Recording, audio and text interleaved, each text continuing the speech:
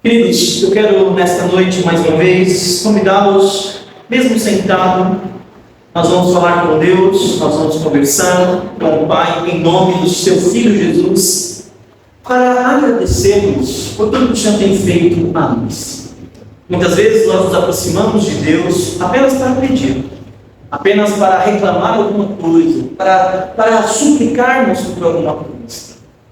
Mas hoje eu quero, mais do que pedir, eu quero agradecer e convidar você a fazer o mesmo nesta noite. Agradecer a Deus pela vida que nós temos, pela casa onde nós moramos, pelo meio que nós comemos, pelo ar que nós respiramos, pela saúde que nós temos, pela vida que Ele nos deu. Ele nos trouxe à existência. E a Bíblia diz que Ele nos criou para o louvor da sua glória. E somente quando nós estamos nele, vivendo nesta percepção, nesta perspectiva, melhor dizendo, é que nós nos encontramos realizados. E enquanto nós não nos descobrirmos em Deus, procuraremos vários caminhos, prazeres, riqueza, fama, sucesso, dinheiro, poder, e nada disso vai poder nos satisfazer. Sempre chegará uma manhã nova e nós estaremos buscando o contentamento, a satisfação. Mas enquanto nós não descansarmos no Senhor e esperarmos com paciência nele, toda a nossa busca vai ser vã. É como correr atrás do vento. E eu quero nesta manhã, nesta noite, orar com você, agradecendo a Deus, porque o Senhor já tem trabalhado em nós, já nos tem feito perceber que sem Ele é impossível de se viver.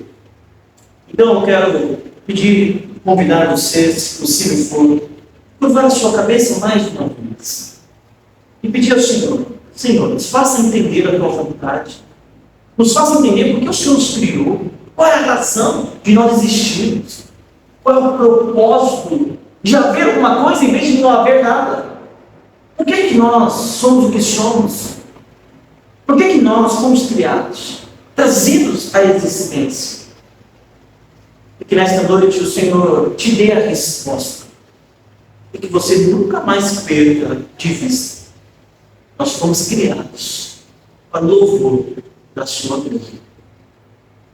Mas eu sei que a minha falatória, a minha oratória não pode te convencer sobre isso.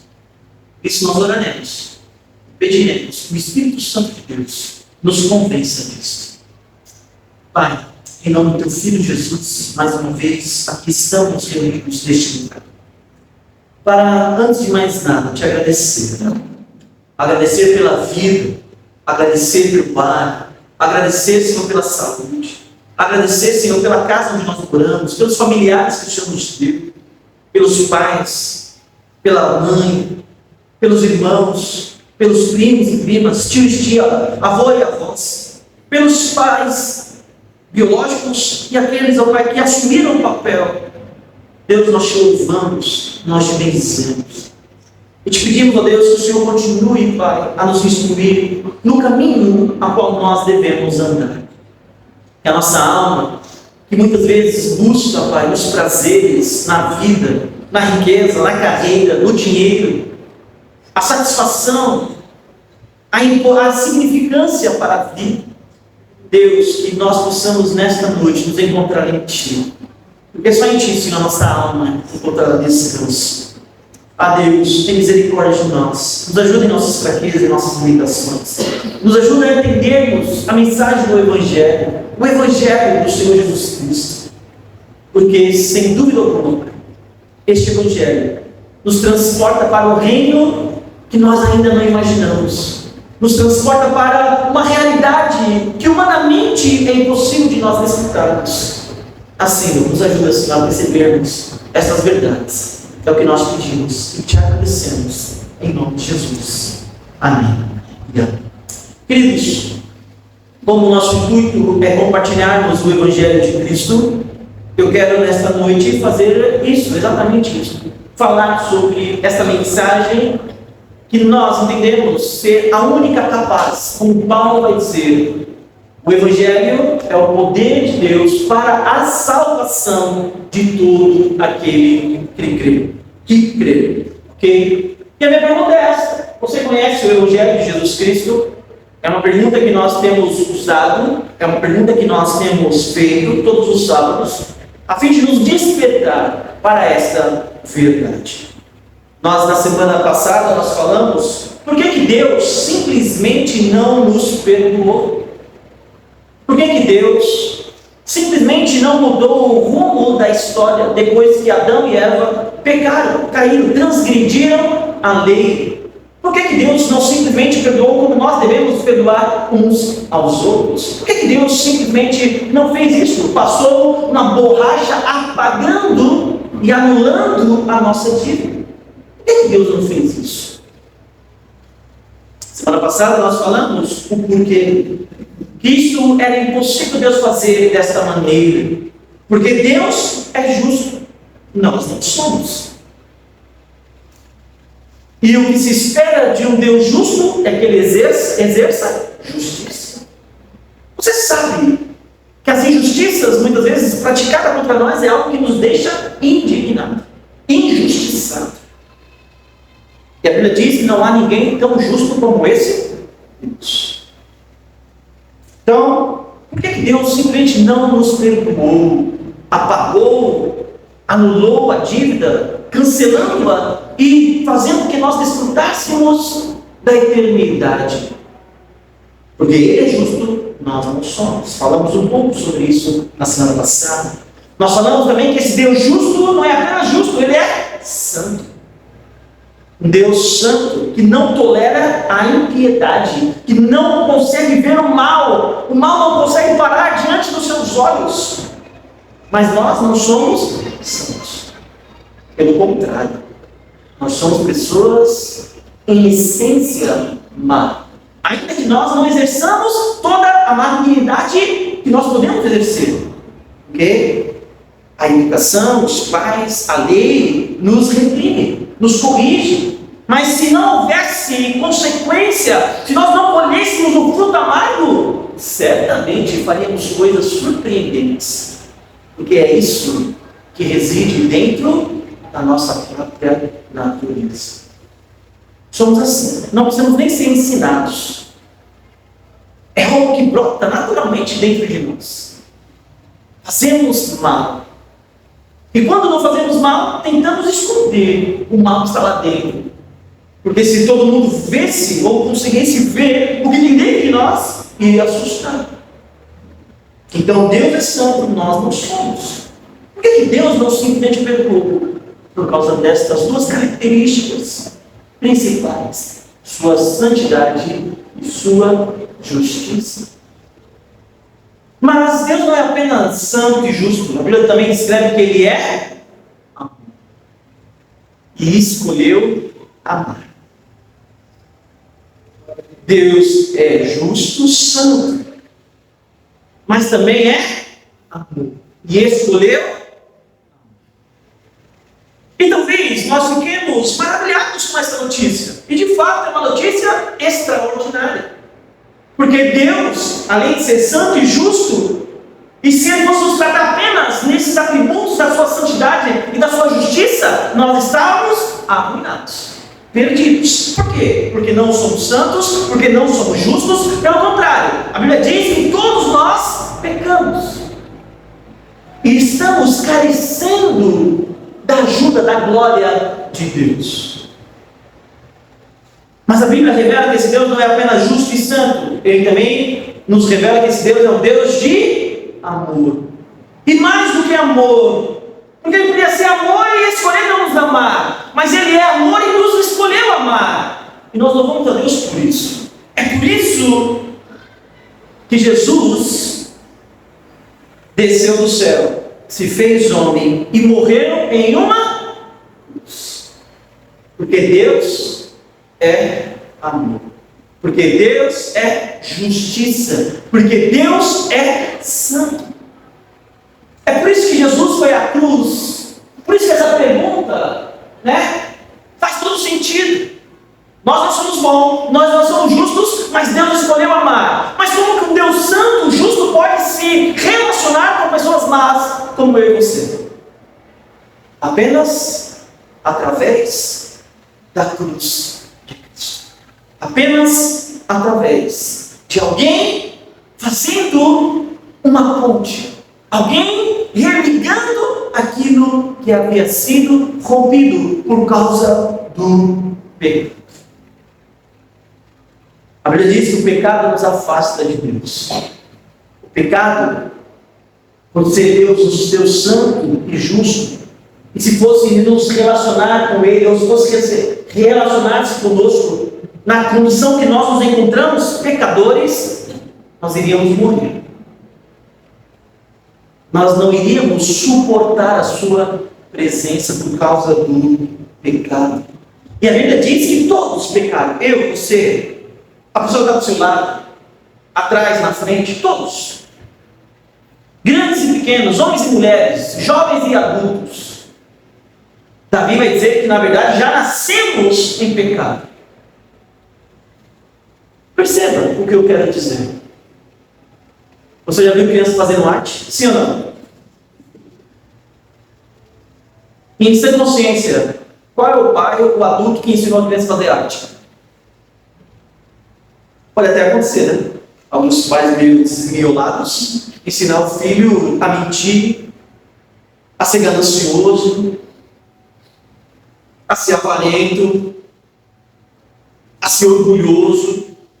Pode ser que um pai desmiolado acha que isso é o caminho para trazer algum benefício para o seu filho. Mas em sã consciência, ninguém ensina essas coisas ao infante, ao pequeno, a uma criança. E de onde que vem isso? De onde que a criança se torna egoísta, que precisa ser corrigido, a dividir o brinquedo com os demais? De onde que vem, né, essa coisa de tomar tudo para si, de tornar o centro da atenção? Como se o universo, o mundo, girasse em torno da sua humilde, pequena existência. Davi vai dizer que isso nasce, brota, daquilo que nós somos interiormente, maus pecadores. Mas a princípio Deus não criou dessa forma. Quando Deus criou o homem e a mulher, lá no jardim do Éden, e essa é a única explicação para a origem do mal, em essência da humanidade, é Deus ter criado de forma boa, perfeita, e o homem ter caído no pecado, em desobediência. A Bíblia diz que Deus criou tudo bom, perfeito, em plena harmonia, mas o homem transgride a lei de Deus. O homem escolhe um caminho distante de Deus. E o pecado é exatamente isso. O pecado, né, na palavra técnica, é desviar, errar o alvo. Isso é pecado. Fomos criados para um alvo, para um objetivo. Deus nos criou para um relacionamento em obediência, para vivermos eternamente com Ele. Colocou o homem no jardim do Éden e o fez capacitado, capaz de manter-se puro, de manter-se reto, mas o homem caiu, pecou, transgrediu, errou o alvo, e então colheu do fruto amargo. E é isso que explica aquilo que nós somos hoje. O homem na sua rebeldia, desobediência a Deus. Mas Deus, que é justo, santo, e que amou-nos, porque Ele é amor e escolheu nos amar, Ele pronunciou, né, Ele criou um meio pelo qual nós pudéssemos ser reconciliados com Ele. Porque esse Deus santo, justo, bom, nós não somos porque éramos pecadores. A Bíblia diz que nós somos moralmente corrompidos. Efésios capítulo 2, versículo 1, vai dizer que todos vivíamos entregues às nossas paixões e concupiscências, e o salário do pecado é a morte, gera morte em nós, morte espiritual. A Bíblia diz, né, que Deus, em sua graça, misericórdia, mesmo nós encontrando-se nessa situação, moralmente corrompidos, culpados e condenados, escolheu nos amar. Lembra, esse é o grande dilema. Como um Deus santo, justo, que é amor, ao escolher amar, pode se relacionar conosco, que somos moralmente corrompidos, culpados e condenados. Como é que isso pode acontecer? Queridos, só há uma forma disso acontecer. O grande dilema só pode ser solucionado por esse Deus santo, esse Deus justo, e nós, pecadores. Só uma forma disso dar certo. Dessas duas naturezas ontológicas, Deus em sua perfeição e nós em nossa pecaminosidade, só uma forma de nós nos reconciliarmos, só uma forma de nós nos relacionarmos. E como Deus é santo,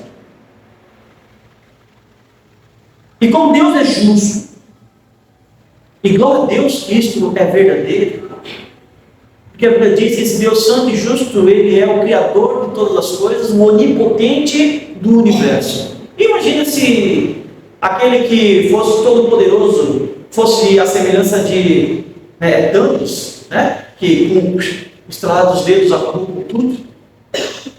Imagina se o nosso Deus onipotente fosse alguém como o Thanos, alguém mau. Alguém que nos tratasse de forma má. Então é bom saber que esse Deus é santo, é justo, e que trata com bondade e com justiça. Mas há um dilema aqui, queridos. Porque esse Deus que é santo e que é justo, e que é amor, escolheu nos amar. Mas nós não somos nem justos, nem santos. E como é que nós podemos nos relacionar com alguém assim? Como é que nós podemos ter comunhão com alguém assim? Como pode um Deus santo, mas ao mesmo tempo se fazer amigo daqueles que são maus? Porque essa é a mensagem do Evangelho. O Deus que amou o mundo. O Deus que escolheu se relacionar com pessoas como eu e você. Quando alguém pratica um ato errado, nós esperamos, em sã consciência, que esse ato seja punido. E ninguém espera que um juiz santo, justo, absolva o culpado. Espera. Nós estamos vivendo um dilema no nosso país. E uma das coisas que nós temos visto na maior autoridade judicial do nosso país é algo que nos deixa estranhados e revoltados. Porque às vezes nos dá a impressão que a injustiça tem prevalecido. Sim ou não? Quando nós olhamos lá para o Supremo Tribunal Federal, 11 ministros que tratam o injusto como se fosse justo e o justo como se fosse injusto. O que nos causa? Repulsa. Ficamos injustiçados, sim ou não? Quando nós vemos a injustiça prevalecendo, o mal prosperando e os bons sendo reprimidos. Sim ou não? Isso não causa injustiça em nós? Não causa um senso de revolta? E agora imagina Deus. Como é que Deus, sendo totalmente santo, totalmente puro, totalmente perfeito,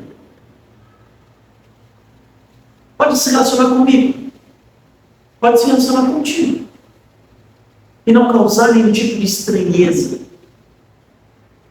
e não causar nenhum tipo de perturbação?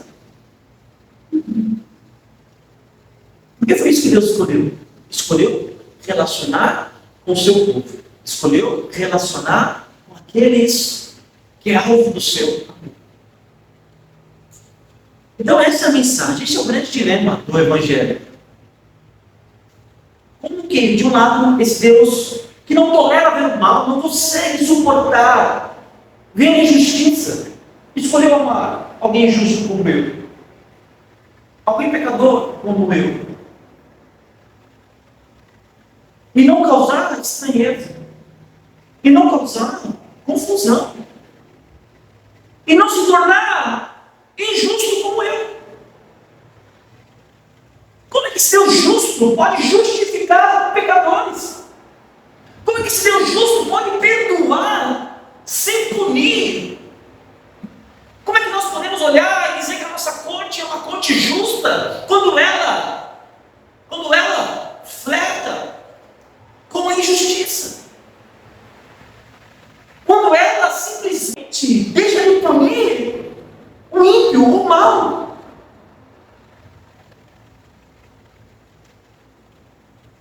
Queridos, a resposta a esse grande dilema é o que nós temos pregado e anunciado. É o que Cristo, de fato, é. Ele é a solução desse dilema. Ele é a solução para esse problema. Por quê? Porque quando Deus amou, escolheu amar, porque Ele é amor, e escolheu se relacionar conosco, vendo que era impossível que nós nos alcançássemos, que fôssemos alcançados sem que morrêssemos, então Ele preparou, então Ele criou uma maneira para que eu e você pudéssemos se relacionar com Ele. Jesus Cristo pagou o preço em nosso lugar.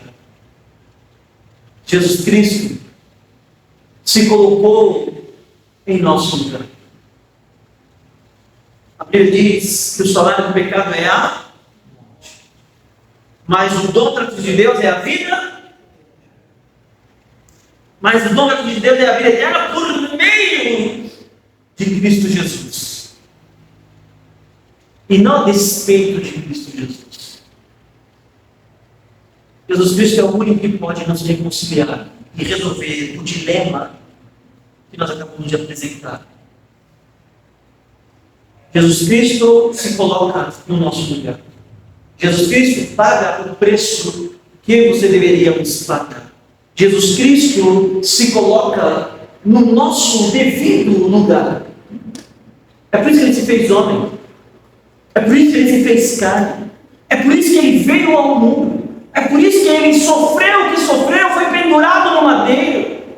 Porque o justo juiz não pode simplesmente perdoar pecados. Porque o Deus Santo não pode simplesmente ignorar o erro, a falha.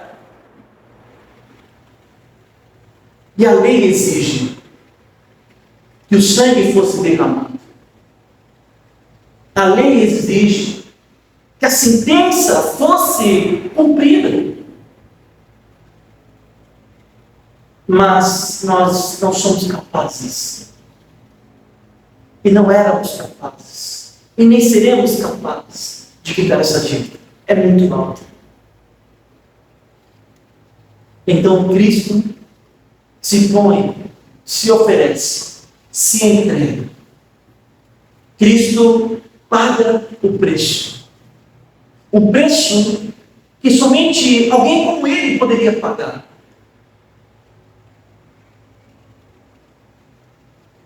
E a palavra de Deus diz que Ele então se coloca em substituição.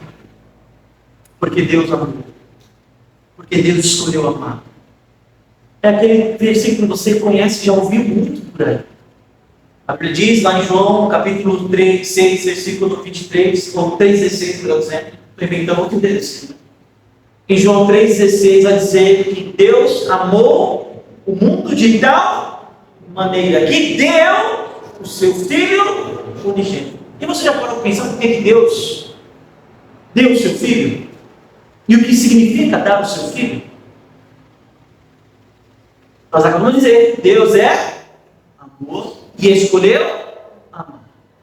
E a Bíblia diz, João 3,16, que Deus amou. Amou de tal maneira que deu o seu Filho. Por quê? Porque Deus amou, sim. Ele deu o seu Filho porque Ele amou. Mas por que o Filho foi dado? Ele não poderia simplesmente amar, perdoar. Porque você sabe o que significa dar o seu Filho. O que fizeram com Jesus Cristo? Talvez você não seja familiarizado com toda a revelação da palavra de Deus. Mas você minimamente sabe que Jesus Cristo foi pendurado no madeiro. que foi transpassado, foi morto, morte de cruz. Por quê? Será que ele fez alguma coisa injusta? Será que Jesus Cristo errou, pecou, falhou? Será que Jesus Cristo, meu irmão, era alguém merecedor de uma morte dessa magnitude? A história, a Bíblia fala que nele não havia dolo, nas suas palavras não havia palavra torpe, não saía da boca dele palavra que não fosse apenas para edificar. Tamanha era a sua santidade, o seu proceder era um proceder santo, totalmente justo. Mas Deus amou, que deu o seu filho, para que o justo pudesse então justificar aqueles que não são justos. E é exatamente isso que Romanos, e eu vou terminar por aqui, nos explica. E eu gostaria que você fosse comigo lá. Romanos capítulo de número 3, verso de número 23 a 26. Porque aqui, meu irmão, a solução do dilema é resolvida. Como é que um Deus santo, justo, amando, escolhendo nos amar, pode simplesmente perdoar sem se tornar culpado de injustiça? A resposta está na obra que o seu Filho realizou na cruz do Calvário. E olha o que diz Romanos capítulo 3, versos de número 23 a 26. Veja comigo. Romanos 3, versos 23 a 26. Diz assim: pois todos pecaram. Pois aqui é uma conclusão daquilo que Paulo já estava explicando no capítulo 1, 2 e até o versículo de número 22 do capítulo 3. Dizendo que judeus e gentios pecaram, todos pecaram, carecem da glória de Deus, todos, sem exceção, carecem, necessitam da glória de Deus, da misericórdia de Deus, da bondade de Deus. E então o versículo 24 diz: sendo estes justificados gratuitamente por sua graça. Todos carecem, mas são perdoados, alcançados mediante a graça. Isso de forma gratuita para nós, mas custou alto preço para Cristo. Eu e você hoje alcançamos o perdão gratuitamente, mas custou um alto preço para Cristo. Por quê? Porque mediante a redenção que há em Cristo Jesus, a quem Deus, olha o que Deus fez, por ser santo, por ser justo, por amar e por ter escolhido nos amar. Olha o que Deus fez. A quem, versículo 25, a quem Deus propôs, ele está falando de Jesus, mediante a redenção que há em Cristo Jesus, a quem Deus, por meio de Cristo Jesus, ele propôs no sangue de Cristo, para que o sangue de Cristo se tornasse propiciação, substituindo, entregando Jesus o seu sangue, derramando Jesus o seu sangue, assim manifestando a justiça de Deus, assim sentenciando Jesus em nosso lugar, Jesus pagando o preço, derramando sangue, morrendo a morte que era minha, que era sua, que era de todos aqueles que são pecadores como nós. Mas Deus propôs um caminho para ele. Deus propôs uma forma desse amor nos alcançar. Deus propôs uma forma desse Deus santo, justo, bom, se relacionar com pessoas pecadoras, infames como nós, desobedientes, rebeldes, transgressores, maldizentes, murmuradores, reclamões.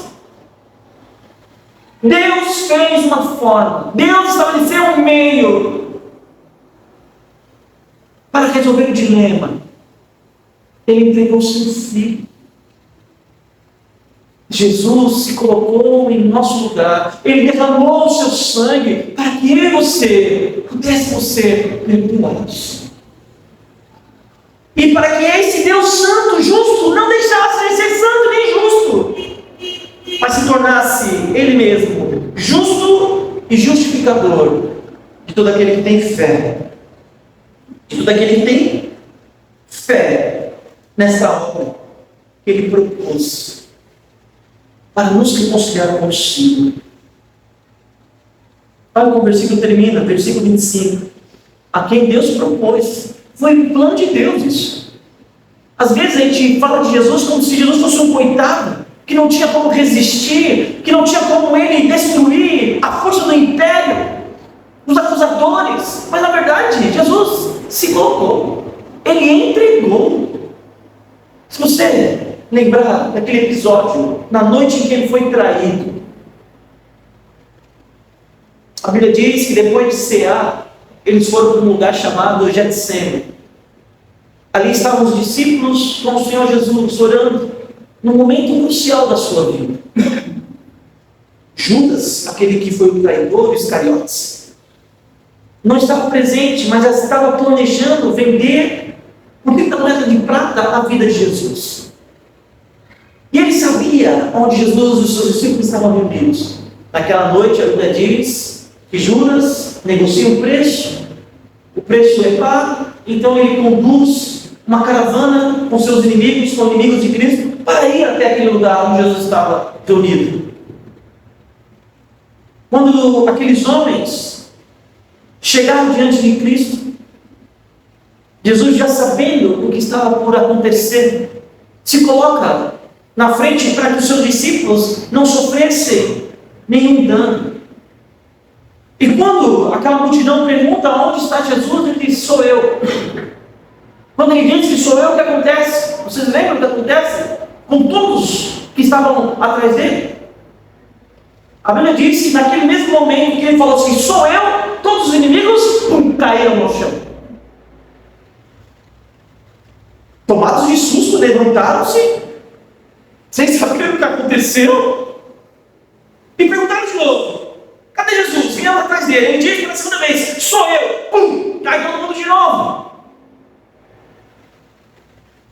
Então, queridos, eu não tenho essa ideia de Jesus ter sido alguém fraco, alguém incapaz de defender-se. A história nos mostra que esse era o plano de Deus, e Jesus sabia que era necessário ele se colocar, ele se entregar, ele se doar. E foi exatamente isso que ele fez. Jesus se doou. Este é o plano de Deus, para que esse Deus santo e justo pudesse se relacionar com pessoas pecadoras como nós. O Filho se coloca em nosso lugar, paga o preço, derrama o seu sangue, como propiciação, em substituição. E a Bíblia diz que desta forma, Deus manifesta tanto a justiça quanto o seu amor. Tanto a justiça quanto o seu amor. Por quê? Porque Jesus pagou o preço. Se era necessário pagar, alguém pagou. Satisfez a justiça. Deus se aplacou em sua justiça. Deus se sentiu satisfeito, se satisfez. Por quê? Porque o sangue foi derramado. Porque o sangue foi aspergido. E tudo isso, querido, porque Ele nos amou. Veja. Tudo isso porque Ele é amor e escolheu nos. E a pergunta é: o texto vai dizer que isso tudo só se torna realidade para nós, só se torna possível a nós nos relacionarmos com esse Deus se nós crermos nessa obra de substituição. Se nós crermos naquele que se colocou para que nós pudéssemos nos relacionar com Ele. O perdão só é concedido a quem crê. Isso que a Bíblia diz que a salvação é pela graça mediante a fé. E ninguém vai a Deus por outro caminho. E a pergunta que eu te faço nesta noite é: você crê nisso? Nesse Deus santo, justo, que é amor, que escolheu amar, e que entregou o seu Filho para que nós, aos do seu amor, pudéssemos nos relacionar com Ele. Você crê nisso? Eu espero que sim. No início nós dissemos que só há uma forma de nós nos satisfazermos por completo. Só há uma forma de nós termos completude, plenitude nesta vida.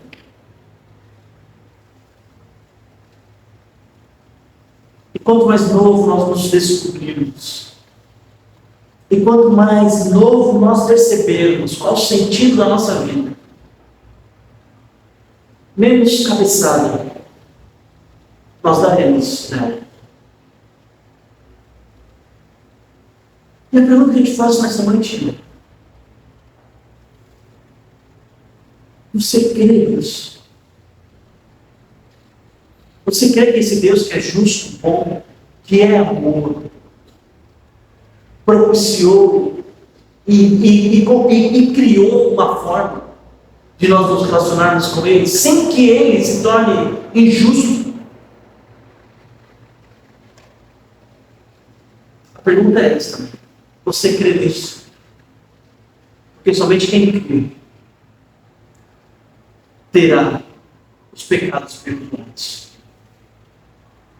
Somente quem entende toda esta, arquitetura, todo este plano que Deus propôs, e crê que o sangue que foi derramado é suficiente para nos perdoar, pode desfrutar desta paz, desta vida, com esse Deus de paz. Jesus é o caminho. Ele é o único caminho. Não é um caminho dentre os outros. Essa ideia que todas as águas, irmãos, desembocam no mar, é conversa do inimigo para te enganar. Só existe um caminho. Só existe uma verdade. E ela tem nome. Ele tem nome. É Jesus Cristo de Nazaré. O Filho de Deus, o Verbo de Deus. Aquele que é a prova do amor de Deus. Porque Deus amou e entregou o seu Filho, para que todo aquele que nele crê não pereça, mas tenha vida. Nem todos os caminhos levam a Deus, somente um caminho. E esse caminho é Jesus. Deus amou, é amor. Amor de uma maneira tal que deu o seu Filho. Para quê, pastor? Para que todo aquele que nele crê não pereça, mas tenha vida eterna. Crê você nisso? Eu espero que sim. Semana que vem nós falaremos um pouco sobre a cruz. Esse meio pelo qual Deus revelou o seu amor a nós. Porque a cruz de Cristo revela tanto a justiça quanto o amor. E em substituição o Senhor se colocou para que você pudesse ser salvos. Eu vou orar e peço a Deus que o Senhor te convença dessas verdades. E que você viva a luz desta realidade. Pai, nós te damos graças nesta noite. Te pedimos que a tua palavra penetre no mais profundo do nosso coração. Que nós possamos crescer, Senhor, nesse conhecimento da verdade. Que nós possamos, Senhor, nos desenvolver nesse caminho de santidade. Pai, convença cada jovem, cada adolescente, cada adulto nesta noite que só existe vida em Cristo e que só Ele é o caminho, a verdade e a vida. E ninguém vai ao Pai se não for por meio dele. Senhor, que nesta noite, Pai, a tua misericórdia nos alcance. Que a tua vontade, Senhor, seja feita em nossas vidas. É o que nós pedimos.